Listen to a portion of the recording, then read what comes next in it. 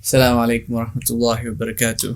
Bismillah, walhamdulillah, wassalatu wassalamu ala rasulillah, wa ala alihi wa sahbihi, wa man ihtada bihadah. Wa nashhadu an la ilaha illallah wahdahu la sharika la, wa nashhadu anna Muhammadan abduhu wa rasuluh. Allahumma la ilma lana illa ma 'allamtana innaka antal alimul hakim. Allahumma 'allimna ma yanfa'una wanfa'na bima 'allamtana wa zidna 'ilma warzuqna fahma an-nabiyyin wa hifdha al-mursalin. Allahumma iftah ilayna hikmatak wanshur 'alayna rahmatak ya dhal jalali wal ikram. Wa sallallahu ala sayyidina Muhammad wa ala alihi al-kiram wa la hawla wa la quwwata illa billahi al-'aliyyil 'azim. Bismillah, bismillah, alhamdulillah. Alhamdulillah. No, I thought we were going to get late, so I ran down the stairs. I'm a bit out of breath. Bismillah. Alhamdulillah, we got here on time. Inshallah. We should be able to finish before Maghrib, inshallah. So, our topic for discussion today is following chapter 12, and the chapter is entitled Deception. We're going to look at a few elements in this section as to what is the fundamental concept or definition, understanding of deception.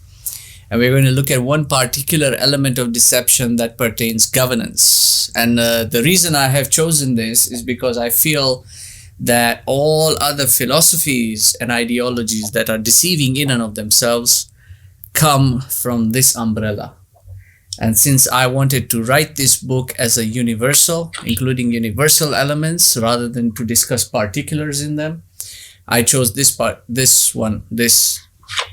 kind of deception as an example. So, we begin by saying that the Dajjal's greatest threat is a believer in Allah subhanahu wa ta'ala who has insight and a mind that can think clearly and critically, and a heart that has got forbearance and does not get upset or turbulating. The greater the intellective ability of this believer, paired with sincere intention that strengthens the heart from within against tribulation, the stronger this individual will be against the Dajjal. And this is his greatest threat. This is the primary purpose of fitna, to cause turbulation, which by its nature upsets the stillness and the tranquility of the heart, which is his only weapon that he has in his employ. His only weapon is to cause fitna, to cause turbulation. So he fears the sound heart of a believer for two reasons. Number one, the believer will be able to identify him, and his impetus, his success lies in maintaining his secrecy. We say that the devil's greatest trick is in convincing mankind that he does not exist as the devil. So his success lies in his secrecy, and the believer can see him, can recognize him. Number two, the believer we define as is someone who has a sound heart, qalbun salim. And so since he has a sound heart, it is very difficult for him to deceive the believer. So this is his greatest threat. So what is a deception then? We define a deception as that which misleads, conceals, or alters the truth, thereby promoting a belief, a doctrine, a notion, or a mere preposition that is itself untrue but capable of being logically sound, to be concluded in such a way as to support itself as being true. Which is why we say that logic can be sound, but doesn't necessarily make it true. We also say that a deception is something that is done with clear intent and careful premeditation. For what? for personal gain or unruly advantage, whereby the deceiver himself is able to avoid any implication or conviction. In other words, there exists a will or an intent, a formulated ideology and a strategy behind the deception, which also warrants further investigation. So it's not just about looking at the deception. It's also about trying to figure out what are the acts and manifestations, because those have an intention behind them, and then that has an ideology behind it. So there are essentially 4 categories of deception. A failed deception is where the deception and the deceiver are exposed before there is a manifestation. Before there is a manifestation of the deception, both the deception and the deceiver are exposed. So that's a failed deception. A weak deception is where both the deception and the deceiver are exposed in the early stages of deception, but they have found some amount of success in the deception. Not complete success, some amount of success. A strong deception is where both the deception and the deceiver are exposed in the later stages of the deception. At that point, little can be done to salvage, to reverse the effects, or to fix the damage. Yani the damage has been done, and then the deception has been exposed. A successful deception now, 4th category, is where both the deception and the deceiver have passed undetected. And whatever they wanted to do, they already accomplished it. And it has already been manifested, and they still haven't been discovered. That's a successful deception. So keep this in mind now. When you do your investigations, keep this in mind. Where exactly are you seeing what's happening? Okay? We then say that a deception is identified by the deceiver's actions and their manifestations, whether they are implicit or they are explicit. Where there is a point of reference with which the truth can be established, and that truth must be of the kind that is itself pure, untainted, unaltered, uncorrupted. This truth, we say, is the Holy Qur'an as a whole. Okay? And then Surah Kahf now, in particular, when we are dealing with the Dajjal. This epistemology has been established by the Prophet ﷺ. When you're dealing with the Dajjal, your foundation must begin with the Quran in its wholesome entirety, and then Suratul Kahf in its particular. He said in a hadith, Sahih Muslim, "Man hafidha 10 ayatin min awwali suratil kahfi usima min ad-dajjal." Whoever, now this word hafidha needs to be understood, because people just look at it in terms of memory. So they say whoever memorizes the surah. It's not just memorize. Hafidha means to preserve. Preserve where? In the brain? On the hard drive? In your phone? On a tape recorder? Preserve where? Where is he saying you should preserve it? In the heart. In the heart. In other words, you have to study and understand it. If you study and understand it, then preserve that understanding as a knowledge. Knowledge of Suratul Kahf is what is being referred to here. He's saying in specifically the first 10 ayat. In other riwayat is the last 10 ayat. And in some other riwayat is the entire surah. We say that if we want to reconcile these differences, let us take the entire surah and be on the safe side. That's the approach we have taken. Okay? So whoever does this, whoever preserves the first 10 ayat, he's saying in the hadith, in your heart, hafidha, protect them in your heart. You will find protection against the tribulations and trials of the Dajjal. So the first 10 ayat of Surah Kahf lay the foundational principle as the sole source of truth and authenticity. This is a solemn declaration that begins with praise unto Himself. Allah subhanahu wa ta'ala says, Alhamdulillah, Alhamdulillah, alladhi anzala ala abdihi al-kitab wa lam yaj'al lahu iwaja.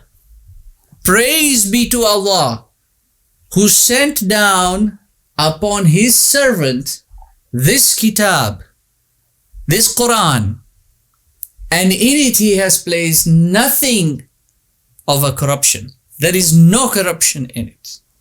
What does this mean from this one ayah? That there is simply no other source of truth other than the Holy Qur'an. Number two, that the believer cannot persevere in the age of trials and tribulations without the Holy Qur'an. Number three, you cannot identify the Dajjal without the aid of the Qur'an. And number four, the Holy Qur'an is the light, the nur, with which you will be able to see in the age of darkness. These four universals we extract from that one ayah only. So you are not going to go anywhere. If you can read all the scholarly works, all the texts, you can read this book 10 times over. All you will be getting is information from here. You have to study the Quran. You have to study Suratul Kahf. There are requisite knowledges behind that you have to study as well.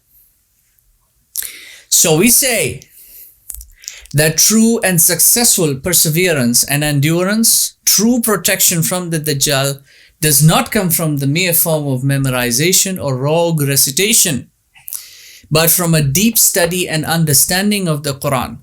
For the knowledge of the Holy Quran is the protecting light. Even if listen to this carefully, even if the believer's body is subjected to a harsh reality of persecution, which many people are going to endure during his rule. Many, those who oppose him, will endure a harsh physical persecution. Physically, they will endure hardships. But the heart must remain sound. His heart will be protected and preserved to be raised in rank on the day of reckoning. The believer must therefore be of the kind who does not sacrifice his faith, does not compromise his principles. He stands for what is right and opposes what is wrong. This is your foundation. This is what you build on top. If you compromise, you're done. You're done.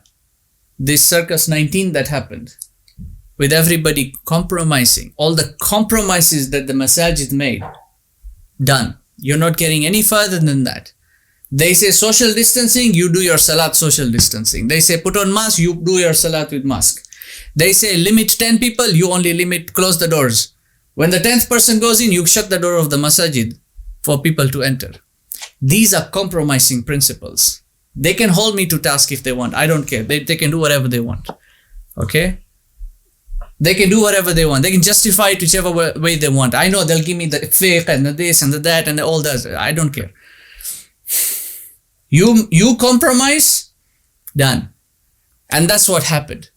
When they compromised in the first instance, they had no more room, no leg to stand on. Every repercussion that occurred after that, over the last year and a half, is because of that compromise. So Muslims have no voice now. Muslims have no voice. Now they can introduce whatever they want. They brought this vaccination, now they'll bring an even more dangerous vaccination, with more stringent regulations, with more everything, and nobody will be able to say anything to them. Why? Because you compromised your principles. Khalas. And no one can argue that. Does anyone want to argue that with me? You can come up and argue that with me. The moment you compromise your principles as Muslims, you're done. Khalas.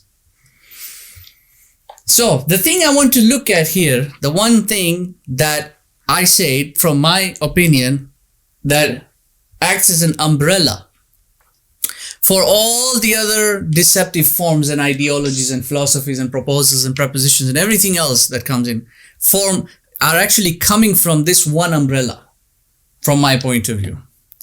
And this is secularism. So I want to look at secularism here as an example. So let's define this. Let's understand what is secularism.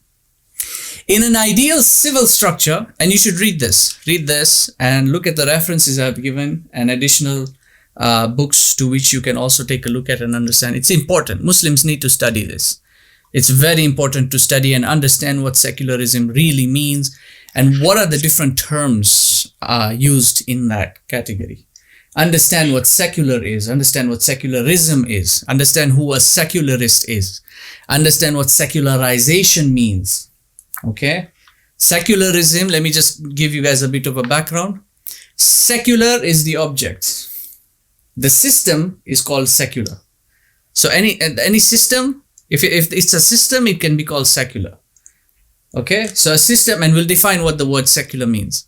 Secularism is an ideology. It's a philosophy. Secularist is someone who follows that ideology. And secularization is it's an act of turning secular. Okay, understand? When we define the word secular, you'll understand everything else. And by the way, it's not difficult even to define the word. The word secular just simply means worldly. It's related to the world, worldly affair. That's what secular means. Related to the world. So novus ordo seclorum means new world order. New world order. That's what it means. New world order or new worldly order. Not divine. The divinity is removed. Only worldly now. Okay. New secular order. That's the same thing. That's what it means.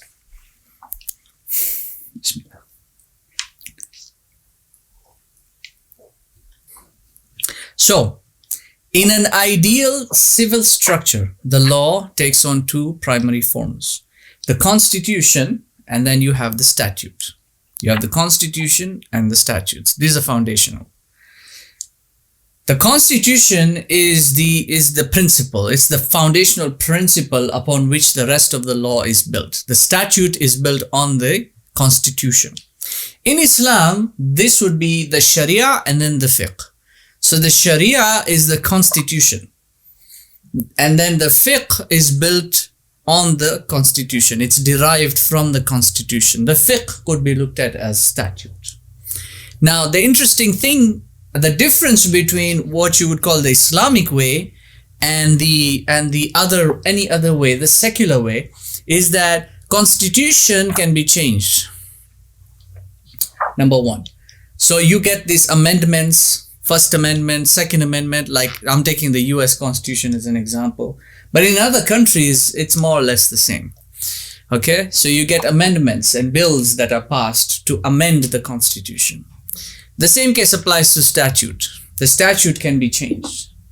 So you have one law and then you have another law that is passed on that law, and then you have an amendment to that. Then you have another bill that comes in, and then you have a bylaw to that, and then you have a bylaw to a bylaw. So they're all a bunch of, it's all spaghetti. Okay, it's noodles. In Islam, it doesn't work like that. It doesn't work like that. Now, what they try to do in the secular world is to establish it as fundamental, foundational, and fundamental. So they try to make statute blanket throughout the land, wherever you are. And what they find is over time is that it doesn't really work. This is why then they allow for a variance between, and this happens in many of the big countries where you have federal law and then you have state law or statutory law. So statutory law is then applied to, let's say, different states. And then each state has its own variance.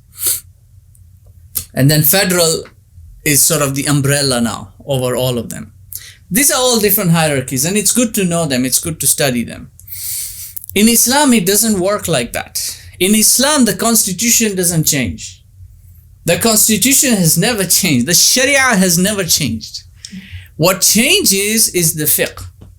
And the fiqh cannot be established as fundamental. It can't.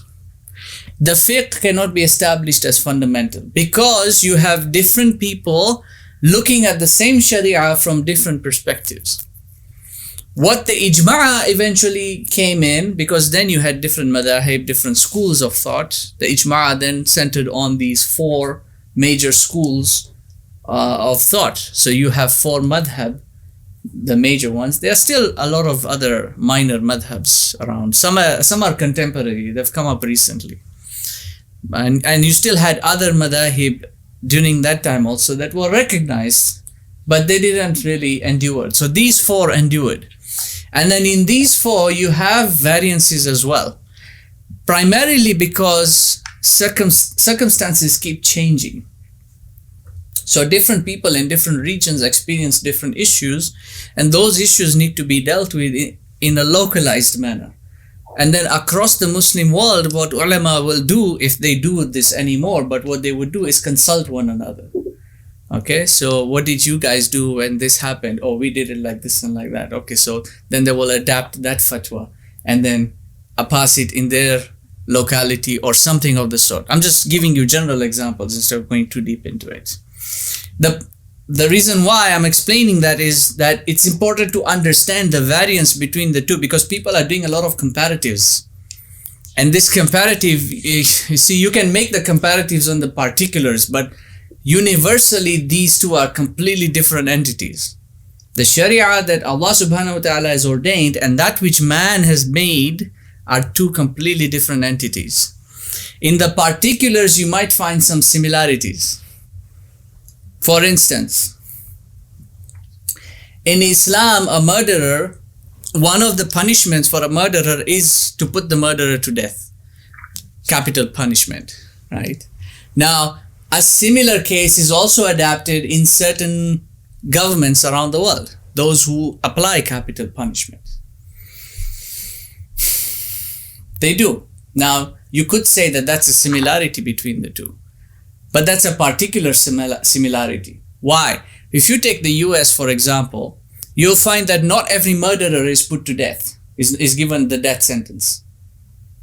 In fact, first of all, they have to determine what kind of murder was it. Was it premeditated? Was it manslaughter? What was it? What was the circumstance? Was it self-defense?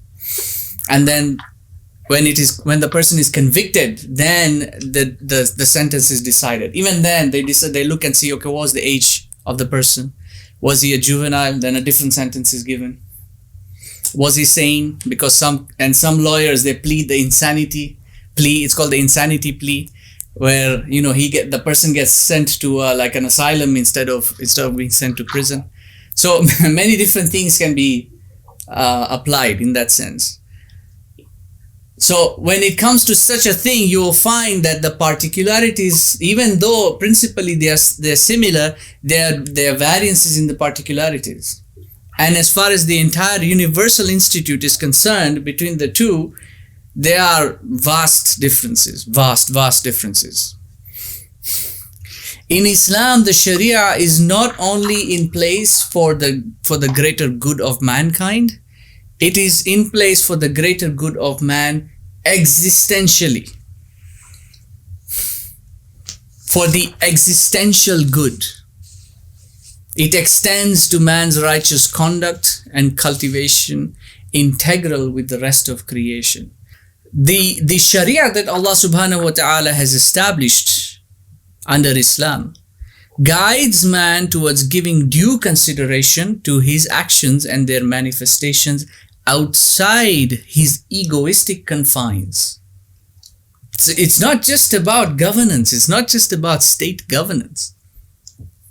There is deep reflection on an individual level also involved. It prompts a sense of self-reflection and rectification, and it achieves all this by defining for man a worldview that is harmonious with God's divine decree.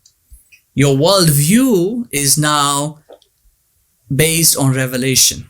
You're allowing revelation to dictate your worldview instead of projecting your political worldview onto Islam, which you have reduced to an ideology. You see? You see the difference now. What's the secular contrast then? The secular contrast of a constitution is that the foundation is built egocentrically, on reason without revelation, and it extends to decreed morality, if it ever does, only when either the benefit or detriment is to man is directly or indirectly impacted. In other words, they only look at morals, values, virtues, and all these other things when it benefits them or when there is harm upon them. It's very egocentric. And that's the point, because it's made by man. So it's man's projection in his understanding of the world, and this is his implementation of a law, of a system of governance. It is the law of man, by man, for man, in account for the reach of the majority as the majority desires. And it seldom takes into account existential elements of reality.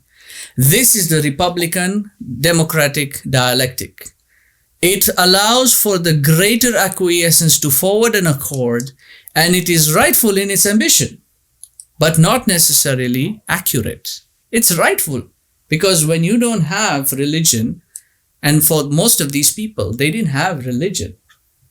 Most of them in the later generations, they slowly, as religion started leaving generation after generation, most of them just figured stuff out by themselves.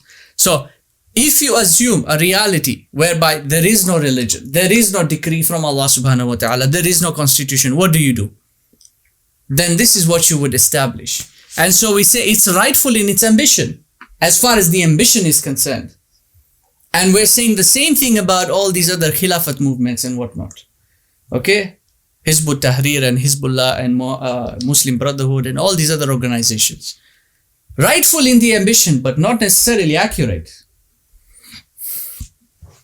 It comes with limitations, as it is founded primarily on the thoughts of man and the known knowledge of man. It does not account for the unknown other than what can be empirically predicted, nor does it account for the suppressed truth other than what it establishes itself as the truth. And Ibn Khaldun said that government is such an institution that prevents injustice other than what it itself commits, which is a phenomenal statement. They'll prevent injustice except for what it itself commits. It is fragile on the belief that the greater majority, which is supposedly both intelligent and knowledgeable in its decision, will come to a favorable and beneficial consensus. But it eventually falls on the gambit that whatever happens, happens. Que sera, sera. Whatever happens, happens. We'll deal with it. This is how they do things. It's all helter-skelter. Secularism as an ideology with secular as its governing structure. So the system is secular and the ideology is secularism. Is thus built on the supposition that the continuum of existence is determined by a thesis, antithesis, synthesis dialectic, while rejecting the principal finality of human civilization. They don't think all this is ever going to end. So they're just keeping on going, pushing the secular horse forward. Yeah, we'll figure it out. We'll iron things out. You made this mistake, we won't do the same mistake again. It's all helter-skelter. They have got no finality. They've got no end objective. They just wherever they're going. And this is their philosophy. The sky is the limit. The sky, we can keep on going on and on and on. This dialectic is further reduced, where is it? To a political push and pull between the republic and the democratic, or as is usually termed, the right wing and the left wing. After all, where does this come from? It comes from pagan Greece and pagan Rome. And that's the democracy is from Greece, and the republican system is from Rome. So you find all their senates and parliaments and consulates and capitals and provinces, all these, they're all adapted from that old ancient governing system. And what was Rome's foundational slogan? Que sera, sera. Whatever happens, happens. So it's a haphazard progression rather than a purposed one. So the Sharia that Allah subhanahu wa ta'ala gives us has a purpose in it. It's a purposed Sharia. The prohibitions are not are not, they're not constricting elements. They're not preventing you from achieving success. Rather, they are guiding you towards success if you really sit and think about it. Now, here's the interesting thing. They look at a religion and they say, Islam has got too many prohibitions. Islam has too many prohibitions. Rather, comparatively, Islam has fewer prohibitions than any secular law out there. I guarantee you, you take any country's legislation and you analyze it, you will find 10 times more prohibitions in that legislation than you will find in the Sharia of Islam. 10 times, if not 100 times more prohibitions. Some have got so many ridiculous prohibitions, you could be breaking the law just by sitting where you are sitting, and you wouldn't even know it. In Singapore, a lot of people didn't know that it's prohibited to chew gum. Chewing gum is prohibited. People start getting arrested when the police force realized that this is actually a law. They didn't even know that. When they realized, they started arresting people for chewing gum in the streets. And the people didn't even know that it was a prohibition, and it was there in their law, in their constitution. There's so many laws and prohibitions that they can't even think about. They don't even know. In fact, we would even argue that for you to be a model citizen, if you really want to be a model citizen, tip-top, pristine shape, you would have to be walking around with the law books in your hand just to make sure that you're not breaking any law every breathing moment in your life. And the more interesting thing here is this. Secular constitution or secular law legislation is perceived in terms of not breaking the law only. And everyone does this. Everyone does this. When you look at secular law, what are you thinking? When you do something, what are you thinking? As long as I'm not doing anything illegal. As long as you're not doing anything illegal. It's always perceived in that regard. In terms of the Sharia of Islam, many people do this. They do the same thing, but it shouldn't. The Sharia of Islam is not just about not doing what's prohibited. It's about also doing what's permissible. Meaning that there is a prohibition in terms of don't do this, but there is also a permissibility of saying, instead of doing that, do this. So the Sharia of Islam is more of a guide than it is a set of rules and dogmas. This is the point I'm trying to make. And if you perceive the Sharia of Islam in the same way you perceive secular legislation, you've missed the point of Sharia. You've missed the point of Sharia. You have to look at the Sharia as guidance. That's what Sharia is. It's not a set of rules. Okay? You have to look at it as guidance. The prohibition is not just so that whatever, don't do it, it's illegal. No, it's so that you don't fall into harm's way. That's the point over there. And the point of it all together is to say, don't do this, and instead of not doing this, do this instead.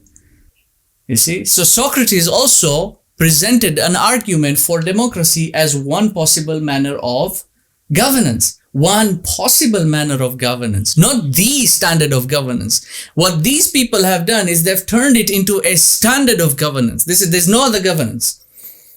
We can't have any other governance except democracy. Democracy. Now here's the thing, democracy doesn't exist. Democracy doesn't exist in the world. Nowhere, not even in the United States that likes to beat the drums of democracy. Even in the United States, there's no democracy. The United States, by definition, is the Republic of the United States of America. By definition, it's on the Constitution. Go and look it up. Go and look up the American Constitution. It is written right up there. The Republic of the United States of America. It doesn't say the Democratic of the United States of America. There's no real democracy because it doesn't work. This is what Socrates said, and Plato records this in the Republic. Foolish is the leadership of democracy, which appears itself a charming form of government, full of variety and disorder, which dispenses a sort of equality to both the equal and the unequal alike. He's saying that it's a fallacy, it doesn't work.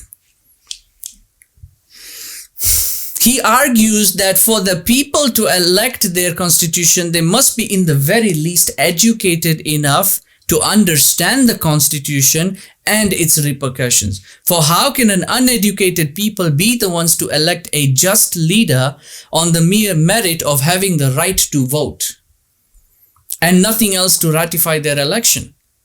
How can a bunch of uneducated fools elect a just ruler on the mere right to vote with nothing else to ratify their elections?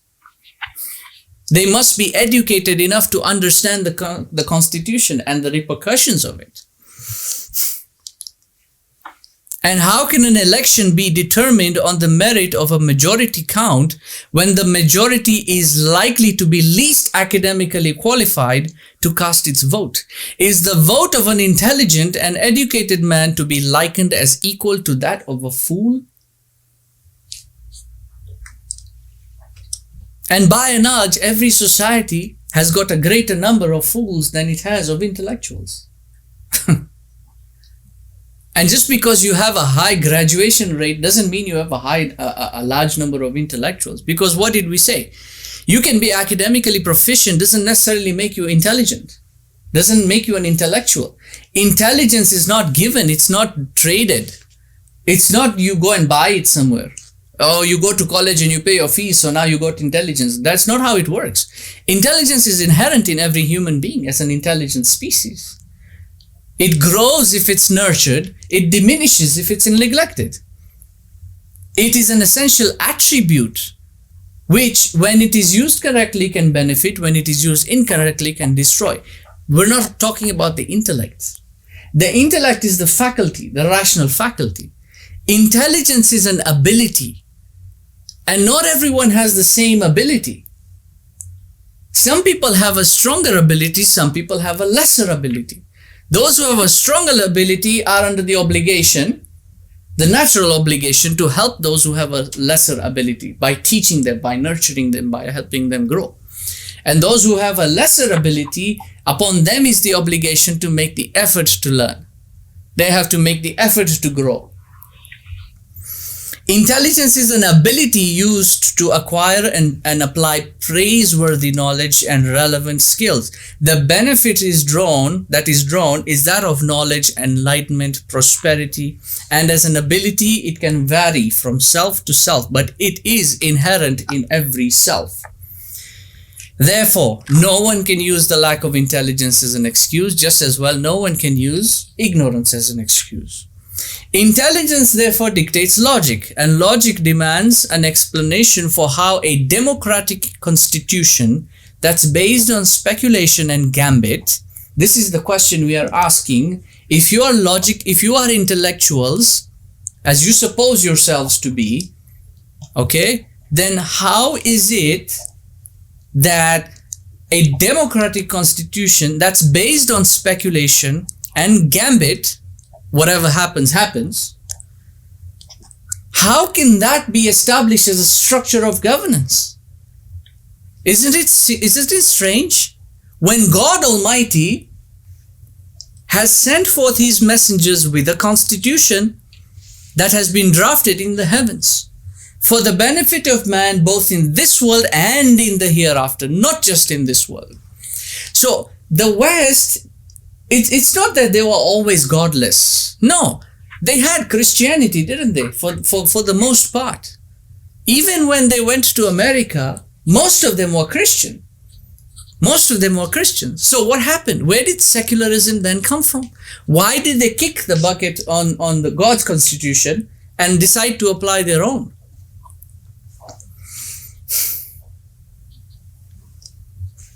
Because Allah's constitution cannot be voted on. You can't vote on it. You can't decide on it. You can't pick and choose which one to use. You either accept it as whole or you reject it as a whole and suffer the consequences. So where are they arguing from? The issue is not with the constitution. The issue is with the phrase, this world and then hereafter. See, this world can be believable. It's tangible. It's documentable. It's observable. You can point, you can measure, you can do all these things. But what about the hereafter? What are you talking about? This is what they say. Well, which scientist can give you the proof and the evidence? Which scientist can give you the theory, the ratification, a thesis of sorts? Now, this is an age-old argument. Its universal preponderance has never changed since the dawn of time. Since the very beginning, mankind has thought about the hereafter.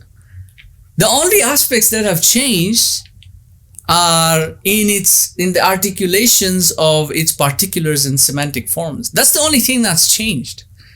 See, they think that these are new things that we are developing. We have now started thinking about these are new innovations according to them. And the science disapproves of it. It doesn't.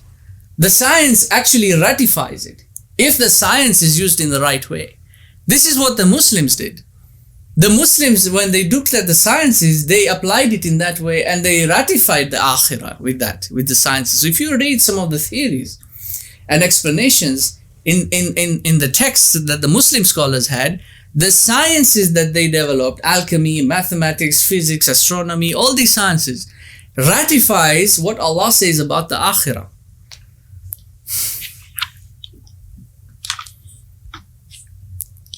So these are not new things. The only thing that's changed is in how it's being argued. But here's the interesting matter here. It doesn't matter how articulate the speech or how compelling the argument. It's always approached subjectively. And what did we say? Subjective information is not objective knowledge. And objective knowledge always sits in judgment over subjective information. As such, religion will always stand in judgment over reason. And furthermore, the constitution of God will always stand in judgment and triumphs over the constitution of man. And therefore, God alone stands in judgment eternal over man. So ultimately, they lose. Whichever way they want to look at it, ultimately they lose. If this is the case, and this is the logic we have provided, if this is the case, okay, then it only makes logical sense that if you follow the constitution of God, you follow the Sharia that He has sent down. So why would they not? Why would they still reject it? You see the conundrum, you see the issue. Why would they still reject it? Why would they still oppose to it? It's all about how they perceive it. The difference between reality and fantasy is perception. It's all about their worldview, how they're projecting it. See, when they look at religion, the one-eyed fool who's only looking with one eye, subjectively, surfacely, what he sees is rules and dogmas. What he sees are limitations that restrict him from how high he can fly, how much wealth he can acquire, how deep he can dive into the sciences, how far he can go into manipulation of reality. They see all this as limitation, because what does religion fundamentally dictate? It dictates that mankind should not put his entire focus on this material world. He must detach himself from the material world. Take only what's required. Focus more on that other world.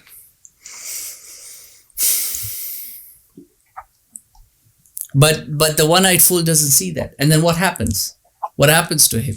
His heart becomes locked. His heart becomes sealed. And so he is essentially one-eyed, because all he's doing is seeing from the outward sense. He's not seeing inwardly. He's blocked it off. This is a diseased heart. This is a diseased heart. So what does he do? He will now falter from the constitution of God by parting religion from governance, so that his belief can be then mutated into opinionated dogma, while government can be allowed or can be subjected to alteration.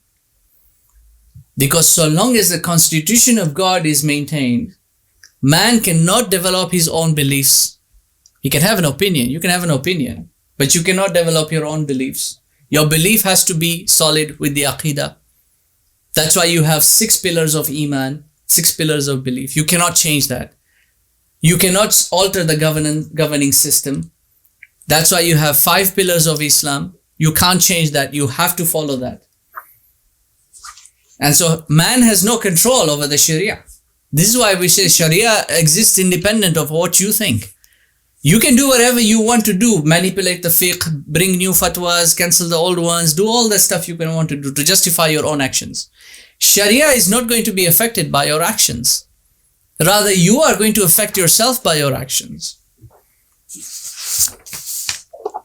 You see? So he's going to try and separate religion from his own affairs.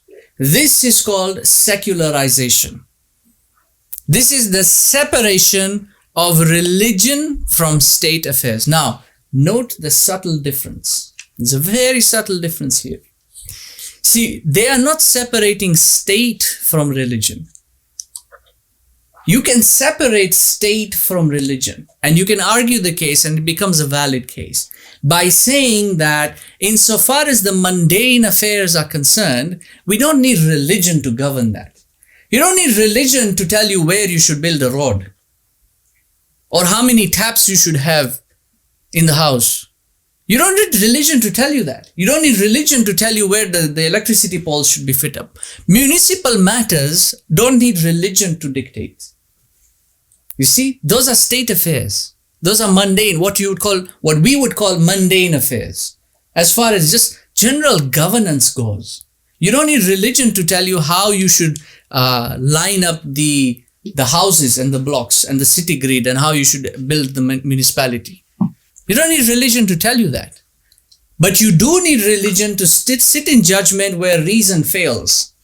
So when you now have disputes, issues, you've got matters pertaining, let's say law has been broken, those kind of elements, now you need religion.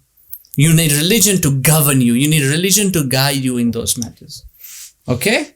So you can separate state from religion. That's fine. Where state is something it's mundane related. But religion sits in judgment over state.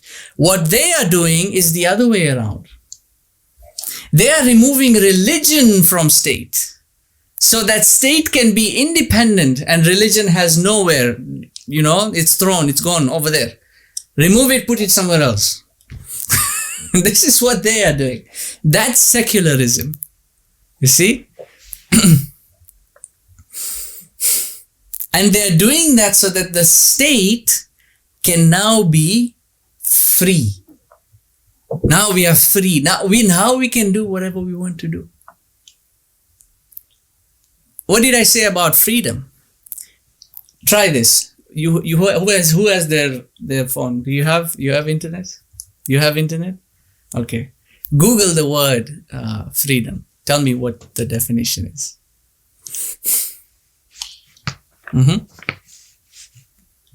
Hurry up. What does it say? What's the first whatever definition there? To do. Without. Right. The power. Did everyone hear that? The power or the right to act or speak or to do or to think as one wants without any restriction or limitation. The power, the right to do whatever you want to do, to think whatever you want to think, to speak however you want to speak without any restriction or limitation. That's how they define it. That's in the English language. What did we say about how the Arabs defined it? Al-hurru abdun ma tama' wal-abdu hurrun ma qana'. The free man is a slave so long as he's greedy. And the slave is free so long as he's not greedy. Now, when you submit to the will of Allah, what does that make you? When you become a Muslim, what does that make you? Abdullah. It makes you a slave of Allah. But what does that entail in terms of everything else? It frees you from everything else. That's freedom in Islam. That is freedom in Islam. But see, the secularists don't want that. Because they are projecting their own ideology on what Islam should be. They are not understanding it the way God intends Islam to be.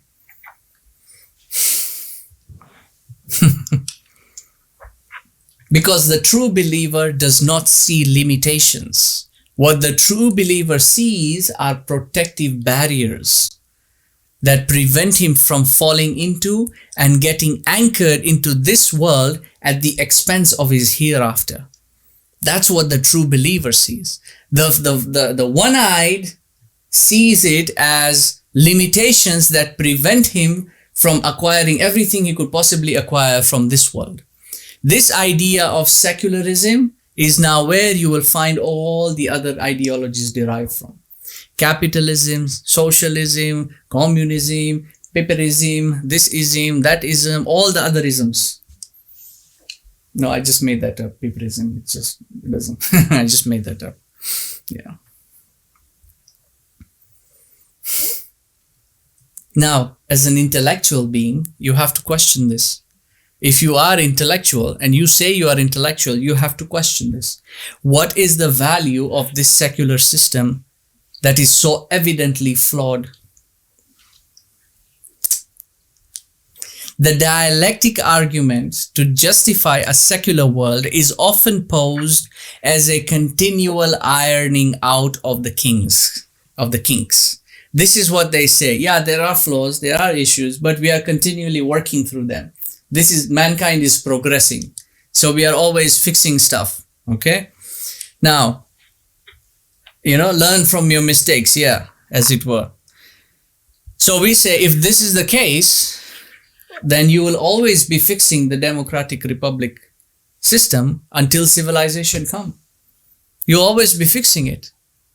Which also then reveals a truth that you have not yet reached civilization. Which means you are not yet civilized. You're not civilized yet because you're still fixing the system. If the system is not yet fixed, and like they say, the system is broken. If it's still not fixed, that means you haven't yet achieved civilization. If you haven't yet achieved civilization, it means you're not civilized. And if you're not civilized, that means you're primitive by the definition of your own words. So in essence, they are primitive. That's it. They are primitive. They are not yet civilized.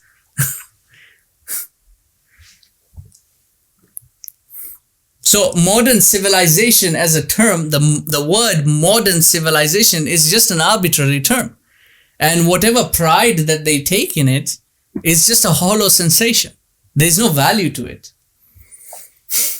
For all that they have thus far achieved is just a continual fabrication of a worldly order with all its frivolous systems, all right, and their political activist movements, just buildings and infrastructure, just pipes and wires, antennas and satellites, all serving flashy signs that are indicative of a deluded purpose in the name of progress. That's it. There's nothing of a value to it. Meanwhile, every future generation of their offspring is glued to a TV screen or an iPad or a device, okay?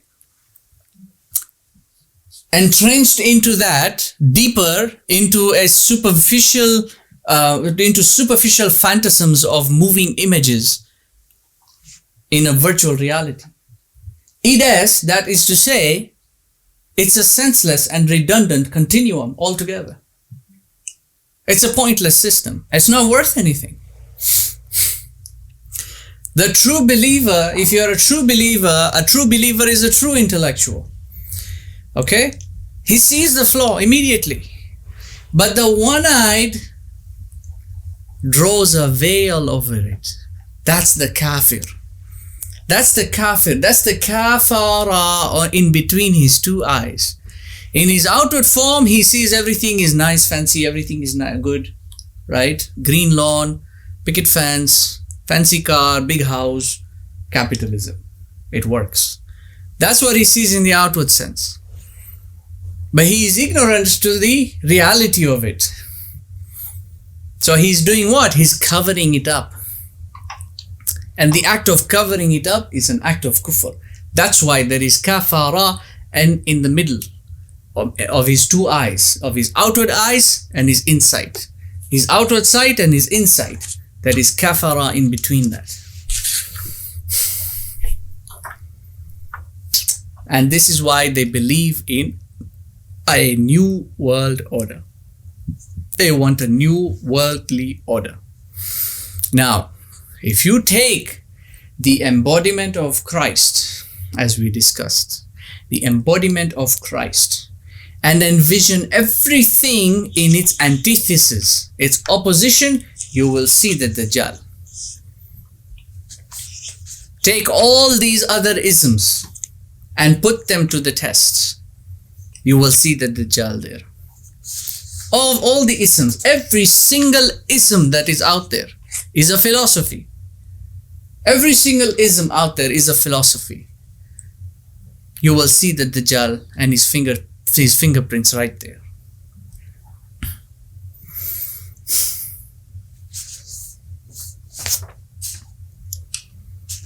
Now we are going to look at the neuroscience of deception that we have been waiting for. People were excited when I used that word.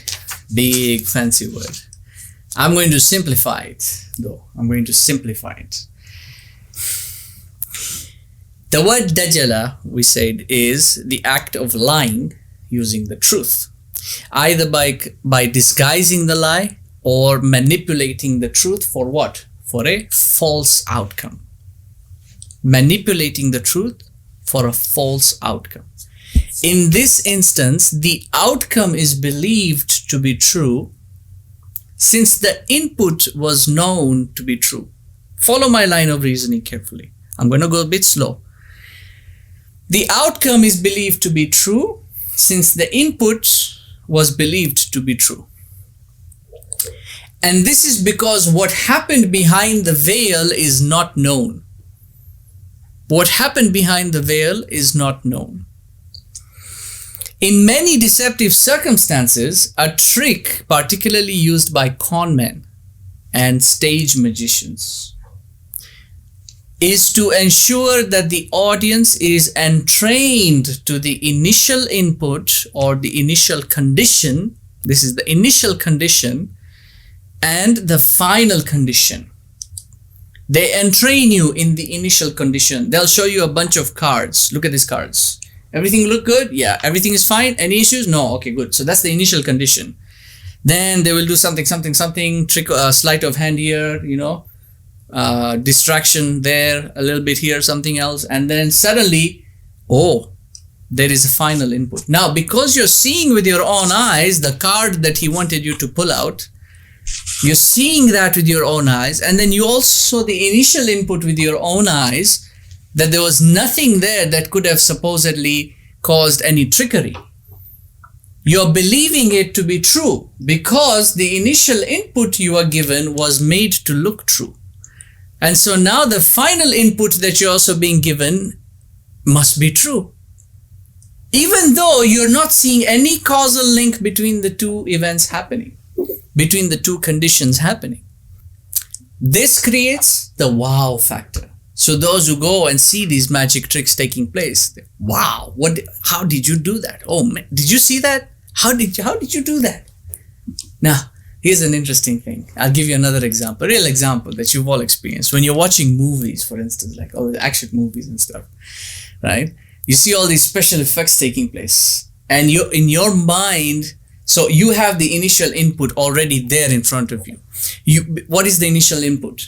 They'll show you a scene whereby everything looks normal and you know all the elements in that scene. Okay? So let's say if it's a car, you know the car, you know you know what a gun is, you know all the elements. So this is true, factually true what you're seeing. Then all of a sudden there's a big explosion, the car changes into a robot, and then this happens and that happens, and you're just, wow, what happened? What's going on? Now, because you are entrained to the initial condition, even though you don't know how they transformed this, you know in reality you cannot do that. In the outward reality, you can't do that. Whatever is happening just might not be possible. But because you are entrained to the initial condition as true, you are accepting the final condition as true as well. And you don't know the causal link between the two. Now, I did a little bit of visual effects when I was working on 3D animation. So I know what the science behind visual effects is. I know how it's done. Now, and since I know how such, the mechanics will differ between different kinds of scenes and everything, but I know what's involved behind that. There are many tricks that are involved. Green screen effects, 3D, let's say particle effects. You've got atmospheric fog effects. You've got all these different effects that are applied. Explosions that are taken or are filmed in, say, matte environments or something like that, alpha environments. And then there are many effects involved. Anyway, since I know the methodology, it's not easy for me to watch a movie and not be bored by it, because I tend to get bored when I see that, since I already know how it is. So I don't get the wow effect as far as I'm concerned. So I don't really have any interest in these kinds of films of all these action whatever. I'll watch it if the kids are watching, whatever. Yeah, but I'm not really interested in that. What I really find interested in is in good dialogue. This is my preference. I like good dialogue. I want to see what's happening between two individuals and exchange of ideas, and that's my preference. Anyway, but when you know the causal link, my point is, when you understand the causal link between the first condition, the initial condition, and the final condition, then the trick is revealed. There's no wow factor. You know you are being deceived. You know you are being tricked. That's the point of this thing. So what they try to do is they try to give you the initial condition on which you will establish a truth. Then they will give you the final condition without showing you what's happening in between the two, so that you get the wow factor, which then applies or implies that, right, it's indicative of an impossible transformation. And that implies that this person might have a special skill or ability or something. You see, this is how you are thinking about him. Now, there's a condition here. There's a condition here. The deception may defy physics. It can defy physics because there's a lot about physicality that we still don't know. We're still figuring out. Even physicists will admit there's a lot that we still don't know. We still don't know. There are a lot of phenomena taking place that we still can't make sense of. So, in that regard, the deception, the trick, can defy physics, but it cannot defy logic. It has to be logically sound. Otherwise, it will be rejected. Because the human mind is wired with a logical blueprint. When it perceives something illogical, it rejects it immediately. Immediately. So the trick can defy physics. That's fine. You see a man flying, okay, fine. It's defying physics. But it has to be in line with logic. The logic of, say, somebody is floating in the air, the logic is rather simple. You have the initial input where he was on the ground, and here you have the final input where he's in the air. So you can make sense of the two. If you can't make sense of these two conditions, it won't work. It won't work. You won't be able to see the wow factor in it. In other words, the lie must be logical to work for it to be perceived as true. And it is easier to lie when the lie is buried amongst many truths which are factual and logical. And this is what the Prophet ﷺ said. They will bury it. They will bury the truth in 100 lies. Same case. They will bury it in there. Ergo, since the input condition is true, the output condition must also be true, even though in reality it is false. This works best when? When does it work best? When the speed and the timing of the trick, of the deception, is just enough for the audience to draw a subjective analysis. Enough to draw a subjective analysis. If too much time is given, then the audience will start thinking about, okay, and start breaking down the logic. How did he do this? What are the possibilities? What are the impossibilities? What are the necessities? You start doing the calculations. Is it like this? Is it like that? The logic starts working. You see, then you're now going into trying to figure out an objective analysis. So for the trick to work, the speed and timing has to be enough for you to just get an outward perception analysis of it. And then immediately they have to take you to the next trick.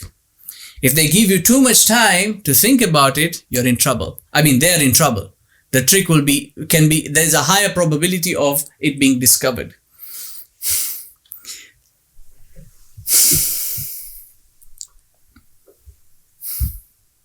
Now, this moderate example, okay, this what we have given here as far as a magic trick is just a moderate example of something that's far more complex in nature. In other words, take what a street magician would do and then multiply that by 10 to the power of nth, and you will get the Dajjal and his trick. Multiply it by 10 to the power of nth and you will get his trick. Now you know why we put those elements in the first place. Subjectivity, why we talked about that. Why did we bring the concept of time? Because this is what he's doing. He'll give you one trick. Before you have had any time to figure that out, he'll throw another one on the table. And then before you have a time to figure that out, something else is going to happen. And he will distract you all over the place. Something will happen in that part of the world. It'll keep you occupied briefly enough. Something else will happen on the other side and throw you off. You'll forget about what's happening there. It's one trick after another in rapid succession. And you're there jumping between semantics. So think about your situation now. You're jumping between all these semantic tricks taking place. When are you going to formulate an understanding? It's very difficult, isn't it? You trying to analyze each trick as it's taking place. It's very difficult.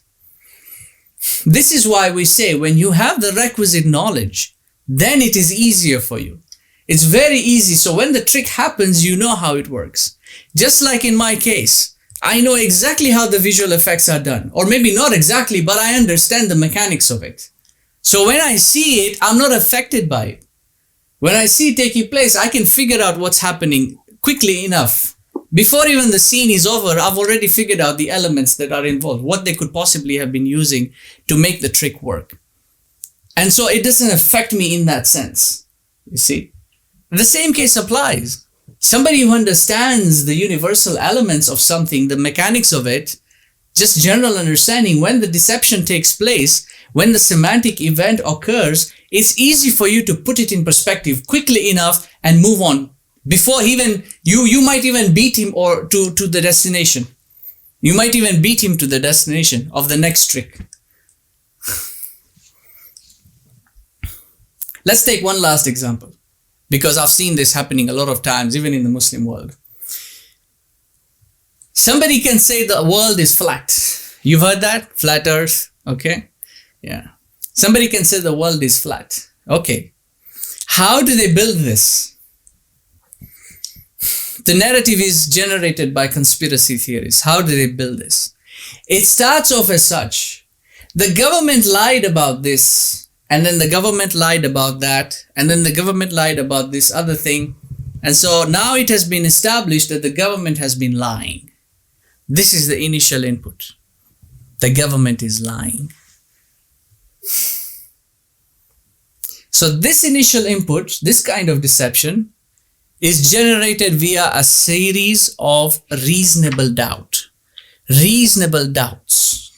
Okay, this is the initial input has been generated by a series of reasonable doubts. If the initial condition is proven to be true, yani the government is lying, then the final or the output condition may also be true, that the earth is not round. You see how that works? Now, what's the correlation between these two? There's no correlation. There's no link between these two. It's a complete deception. An intellectual who studied the science, who's understood everything about it, knows that it's false. This is why people who studied physics are able to easily understand that it's false. It's a deception. The ones who are jumping on this bandwagon of flat earth, then they go in the Quran and they find this ayah and that ayah, they haven't studied any of the sciences. Any of the sciences. They haven't studied the physical material sciences. They haven't studied the Islamic sciences or the Quranic sciences. They don't know which way they are. These are the kinds of people we would say have been deceived. They have been deceived. And so you can see them. How are they behaving? Are they behaving like human beings or are they behaving like jasad? Empty, hollow, nothing in there. Just hollow jasad. Whoever knocks on their head, they make that moo sound. Or when the wind passes, when the wind is blowing in their ear, they make the moo sound. Like the jasad, like the calf. This is what he wants to create. Didn't we say that? This is what he wants to. He wants to make jasads just like him. And so this is what his impetus is. To cause enough of reasonable doubt in matters so that his logically sound argument can be accepted as true. So when he gives you the initial input and he gives you the final output, you accept the initial input as true. Then you accept the final output as true. And then because you can't see what's happening in between the two, you see it as a wow factor. Oh, he must have special power. He must have special ability. He must be a prophet. He must be a god. See where the line of reasoning takes them. We say such a society, such a people have now been deceived. So the magician does what? The magician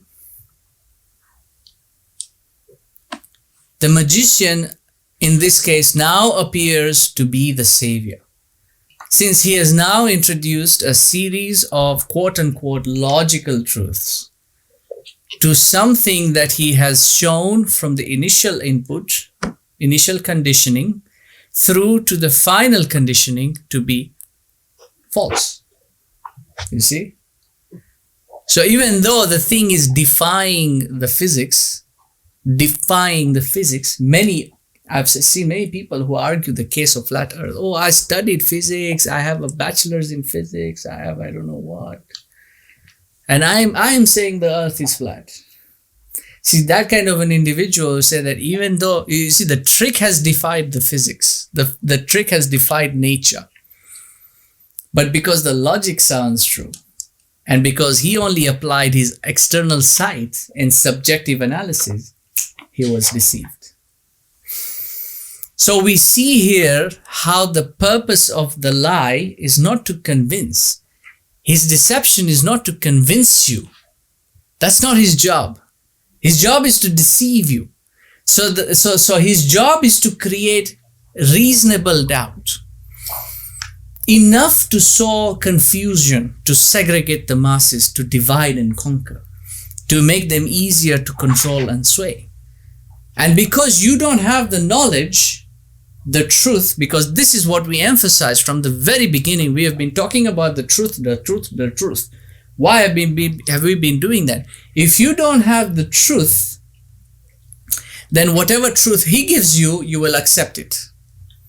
You will accept it. And this is what's going on around the world. This is what's going on in the masses now. We're not talking about just a few people here and there. In the masses. Let's now come to the conclusion on this matter. What is his power then? What is his power? See, he's perceived as somebody who has this incredible power to do everything. But that's how he's perceived. We say that he has no power. He has no power. There is no super special power that he has. He doesn't. He's a jasad. He's an empty, hollow being. Whatever power he has is instrumental. His power, or rather we should say his abilities, he has some abilities, they all stem from deceptive illusions. It is similar to the power, quote unquote, that a politician holds in high seat. You take away the seat, he has no power. He's just regular Joe. Or the maniac whose finger is on the nuclear button, on the switch. You take away the switch, he's nothing, he's just a fool. But so long as he has the button in his control, he has the power. Or the man with the suit of armor and the biggest gun. What power does he have? You take away the gun and the suit of armor. Who is he? What is he? Rather, more fitting description would be the con man, or who is out to make a quick buck, or the salesman, the shady salesman, or the stage magician who is desperate for applause. When you strip all these individuals of their peripherals, there is no power. Even the peripherals themselves, the apparels, the costumes that they are wearing, they are all illusions. The periphery control is also an illusion. And the illusion is not fueled by his skill. It's not his skill that determines how well the illusion is. Rather, it is fueled by the ignorance of the one who is being deceived. There is applause because the show was amazing. That's why there is applause. The show was amazing. But in reality, the magician is applauded because of the audience's ignorance. Because he successfully deceived them with his tricks. That's why they're applauding. See, they think they're applauding because the show was amazing. The show was not amazing. It's you were stupid. That's why you are applauding. It's not because of his showmanship. The people prove their stupidity when they purchase tickets to go and watch the show. That's when they prove their stupidity.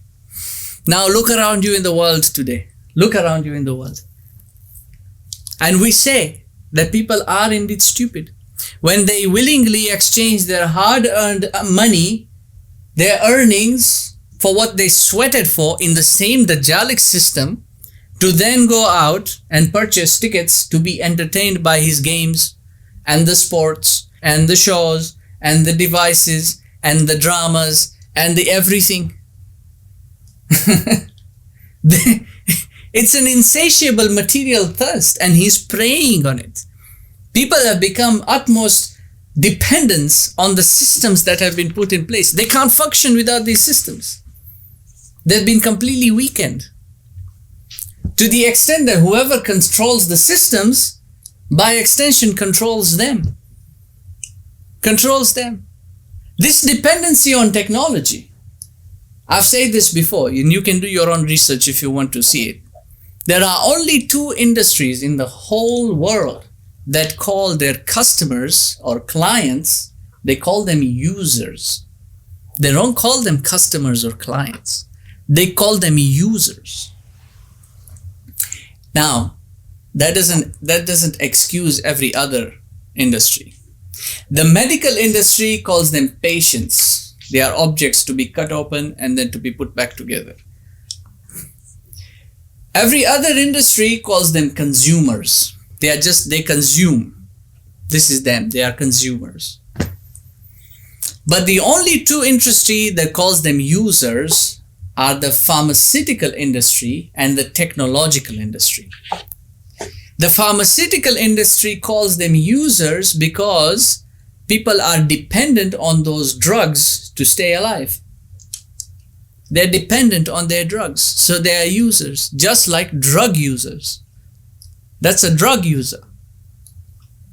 And likewise for those who are in the technological industry, because you're dependent on the technology to make your ends meet. You can't survive without technology. How many people can actually grow their own food every single day, growing your own food? Meaning you're not buying anything. You're not putting money to buy something to eat. How many grow their own food? How many tend to livestock? How many wake up every morning at 4 a.m. to go and milk the cow or to milk the goat, to get milk to drink? How many are doing that? Show of hands. Not a single hand is up in my classroom. Subhanallah. Subhanallah. We are dependent on the system. This is our state. I'm not hiding it. I'm not trying to be a saint about it. I know what that means. I'm also dependent on the system. It's an addiction. And it's very difficult. And alhamdulillah, I'm in the process of making my move. It's not easy. It's not easy. I can guarantee you that. But you have to make a move. You have to become independent. So long as you are dependent on the system, it doesn't matter where you go. You will always be in the Dajjal's control. Always be in his control. You are a user. You are a user and a consumer. But you have to remember that he has no power. His power and control is on the systems that he has put in place. If he can travel fast if he can travel the world at great speed, is because the systems will be, and the tools required will already be put in place for him. If he can control the weather, is because the tools, the systems will already be put in place. Tools, instruments, systems, programs, technology, all the props and the stage decorations. That's what these things are. He has no power. This is why he's afraid. He is afraid of the believer with insight. He is afraid of the believer who has got qalbun salim, who can easily see the deception. He's afraid of that person. And that's why he will kill him. He will kill the believer. That's why he will kill him. That's why his mission has taken so long. He had to ensure that humanity went through such a paradigm shift to reach a point whereby spirituality would be something that would be written about in fantasy books only. Humanity has lost its spirituality. They've blocked off here, cut off at the throat. The Quran can't pass through. Then the Quran was revealed as what? It was meant for the heart. It was not meant for the brain. It was meant for the heart. It wasn't just meant for the tongue. It was meant for the heart. It has to penetrate the heart. If you block it off and you seal your heart, you are a jasad. Because by definition, you are a heartless being. Means you are empty and hollow on the inside. You are a jasad. Let's stop here, inshallah. سبحانك وبحمدك نشهد أن لا إله إلا أنت نستغفرك ونتوب إليك ربنا تقبل منا إنك أنت السميع العليم وتب علينا يا مولانا إنك أنت التواب الرحيم برحمتك يا أرحم الراحمين بارك الله فيكم والسلام عليكم ورحمة الله وبركاته جزاك الله خيرا والسلام عليكم الحمد لله. We'll see you guys in the next session inshallah.